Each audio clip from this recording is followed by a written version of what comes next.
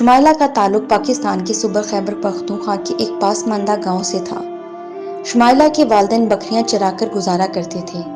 شمائلہ کے والدین نے روکھی سوکھی کھا کر بھی اسے تعلیم دلوائی تھی۔ شمائلہ بھی گھر کے حالات کو سمجھتی تھی، لہٰذا میٹرک کے بعد شمائلہ نے گاؤں کے بچوں کو مناسب فیس پر تعلیم دینی شروع کر دی۔ اس طرح وہ اپنی تعلیم کا خرچ نکالنے کے بعد گھر کے اخراجات پورے کرنے کے لیے اپنے والدین کی مالی معاونت بھی کر دیتی تھی۔ جب شمائلہ اپنے کالج کی تعلیم مکمل کر چکی تھی تو ایک دن شنگریلا ہوٹل میں اسے بطور ٹورسٹ گائیڈ ملازمت کی آفر ہوئی، جسے شمائلہ نے جھٹ سے قبول کر لیا اور پاکستان کے مشہور و معروف ہوٹل میں بطور ٹورسٹ گائیڈ کام کرنے لگی۔ جب شمائلہ کا متعلقہ شعبے میں تجربہ بڑھا تو شمائلہ کی آمدن بھی بڑھنے لگی، مگر جوں جوں دولت بڑھتی گئی توں خونی رشتوں کی قدر گھٹتی گئی، یہاں تک کہ شمائلہ کو اپنے ہی والدین بوجھ لگنے لگے تھے۔ شمائلہ نے والدین سے تقریباً ہر قسم کا تعلق ختم کر دیا تھا۔ والدین دل کے ہاتھ مجبور ہو کر کبھی خود شمائلہ سے ملنے بھی آ جاتے تو شمائلہ انہیں کبھی اپنی رہائش گاہ تک بھی نہ لے آتی۔ اپنی رہائش گاہ کے باہر بنی کافی شاپ پر ان سے ملتی اور وہیں سے الوداع کر دیتی۔ شمائلہ کا یہ رویہ اس کے والدین کو بہت دکھ دیتا تھا، مگر والدین چاہ کر بھی اس ڈر کے مارے شمائلہ سے شکوہ نہ کرتے کہ کہیں شمائلہ ان کو ملنے سے انکار ہی نہ کر دے۔ شمائلہ کی ماں نے جب آخری بار شمائلہ سے ملاقات کی تھی، اس کے ٹھیک 3 دن بعد سے شمائلہ کی ماں کو گردے کا درد شروع ہو چکا تھا، مگر شمائلہ کا باپ جب بھی دوا کے لیے بولتا تو شمائلہ کی ماں یہ کہتے ہوئے منع کر دیتی کہ میری خاطر کسی سے ادھار رقم نہ لینا، اور جب خود پیسے جمع کر لو تو دوا لینے کی بجائے مجھے ایک بار میری بیٹی شمائلہ سے ملوا دینا۔ اور آج جب شمائلہ کے باپ کے پاس آنے جانے کا کرایہ جمع ہو چکا تھا تو وہ شمائلہ کی ماں کو شمائلہ سے ملوانے کے لیے شنگریلا ہوٹل پہنچا، مگر شمائلہ نے یہ کہتے ہوئے والدین سے ملنے سے انکار کر دیا کہ وہ فرانسیسی ٹورسٹ آئزک کے ساتھ بطور گائیڈ جا رہی ہے، اس کے پاس ٹائم نہیں ہے۔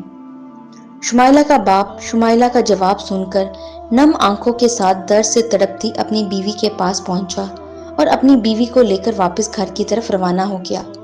بدقسمت شمائلہ کو اندازہ ہی نہیں تھا کہ آج آخری بار اس کی ماں اپنے قدموں تلے جنت لیے اس سے ملنے آئی ہے۔ واپسی کے سفر کے دوران ہی شمائلہ کی ماں کا انتقال ہو گیا اور شمائلہ کو ماں کی موت کا پیغام پہنچانے کے بعد شمائلہ کی ماں کو دفن کر دیا گیا۔ دوسری طرف شمائلہ کو آئزک نے اپنی محبت کے شیشے میں اتار کر اپنی ہوس کا خوب نشانہ بنایا۔ شمائلہ جو کہ آئزک کی دنیاوی شان و شوکت اور دولت دیکھ کر اپنے دین و شریعت کو بھول بیٹھی تھی، وہ بھی آئزک پر فدا ہو کر رہ گئی۔ آئزک کا اگلا ٹرپ امریکہ کا تھا، جہاں اسے سیاحت کے کاروبار شروع کرنا تھا۔ آئزک نے امریکہ جا کر شمائلہ کو بھی وہاں بلا لیا اور شکاگو میں رہنے لگا۔ آئزک نے محبت کے نام پر شمائلہ کو خوب استعمال کیا اور شمائلہ کے دل پر بھی شاید موڑ لگ چکی تھی۔ شمائلہ کو کبھی بھی اپنے مذہب، ایمان اور دین کا خیال نہیں آیا اور نہ ہی تقدیر نے شمائلہ کو توبہ کرنے کا موقع دیا۔ پچھلے مہینے جب آئزک کو پتہ چلا کہ شمائلہ کے اندر ایک نیا وجود تخلیق کر رہا ہے تو وہ شمائلہ سے جان چھڑانے کا طریقہ سوچنے لگا اور آخر کار اس نے شمائلہ سے جان چھڑانے کے لیے یہ طریقہ اختیار کر ہی لیا۔